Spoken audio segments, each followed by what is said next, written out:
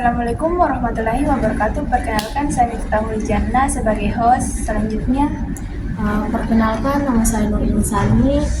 Saya sebagai narasumber 1. Dan saya Haifunisa Ramadhani sebagai narasumber 2. Saya Dian Ekayanti sebagai narasumber 3. halo Sobat Teach, kembali lagi di Teach Audit Talk, podcast yang mengupas dunia teknologi informasi, resiko, dan keamanan digital.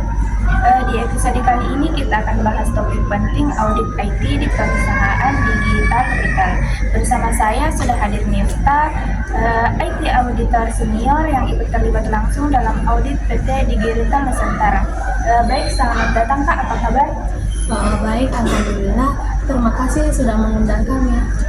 Baik, boleh diceritakan sedikit Kak, sebenarnya audit IT itu proses seperti apa? Audit IT itu pada dasarnya adalah pemeriksaan menyeluruh terhadap sistem informasi dalam organisasi. Kita mengevaluasi apakah sistemnya itu sudah aman, efisien, dan mematuhi regulasi atau tidak. Biasanya kita cek infrastruktur, keamanan data, kebijakan IT, sampai proses backupnya. Nah, kita masuk ke studi kasus PT Digital Nusantara. Bisa dijelaskan kenapa perusahaan ini memutuskan untuk melakukan audit IT? Nah, jadi waktu itu mereka mengalami beberapa kendala serius seperti EFP sedang down saat traffic tinggi, isu kebocoran data pelanggan, dan backup data yang belum otomatis. Pimpinan merasa perlu dilakukan audit agar semua sistem bisa dievaluasi secara objektif. Jadi seperti itu, Kak. Baik Kak, seperti apa proses audit yang Kakak dan tim lakukan di sana?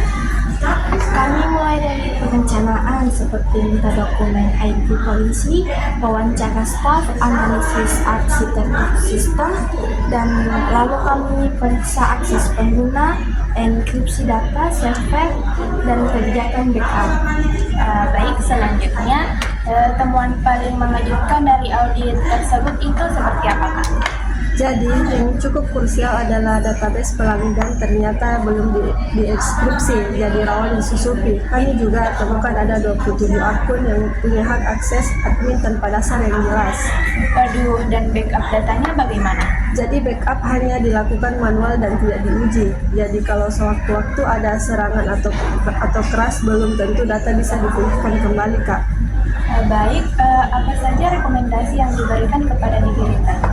Beberapa di antaranya itu yang pertama upgrade server dan aktivasi ERP-nya, yang kedua aktifkan inskripsi, yang ketiga itu buat ulang struktur akses pengguna, dan yang terakhir lakukan backup otomatis dan uji restore secara berkala.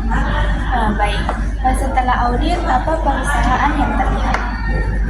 Alhamdulillah sih dalam 2 bulan ini perform EFP meningkat. Alhamdulillah, pelanggan tidak lagi komplain soal loading lambat, dan yang paling penting itu sistemnya sekarang jauh lebih aman.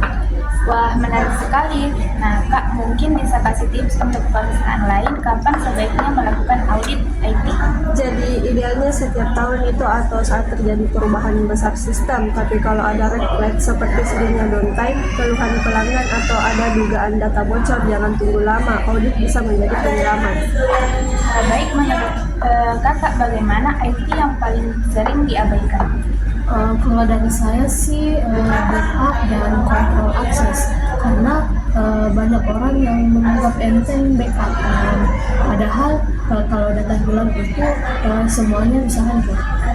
Baik, mungkin itu saja hari ini obrolan ini sangat luar biasa. Terima kasih banyak atas waktunya Kak dan insight-nya. Sobat Teach, semoga kisah digital ini menjadi pelajaran buat kita semua bahwa audit IT itu investasi bukan pengeluaran. Jangan lupa follow Teach dan Talk Spotify dan YouTube dan DM kami kalau ada topik yang ingin dibahas. Saya Miftah pamit undur diri, sampai jumpa di episode berikutnya. Tetap jaga sistem Anda, tetap audit ready, dan bye.